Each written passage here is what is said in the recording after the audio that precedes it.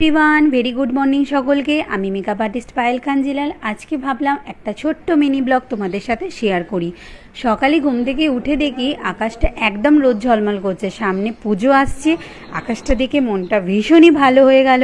আজকে আমাদের আছে একটা নেমন্তন্ন বাড়ি, সেখানে যাব। কি ড্রেস পরবো সেগুলোই সকাল সকাল একদম গুছিয়ে রেডি করে রেখে দিলাম। মেয়ের হেয়ারস্টাইল করতে বসিয়ে ভাবছি কি হেয়ারস্টাইল করব, যা প্রচণ্ড গরম পড়েছে। আর এই দিকে দেখো আমার হেয়ারটা এতটা পাতলা হয়ে গেছে, আমিও বুঝে উঠতে পারছিলাম না কী হেয়ার স্টাইল করবো। যাই হোক, হেয়ারটাকে আমি একটা স্ট্রেটনার দিয়ে স্ট্রেট করে নিলাম।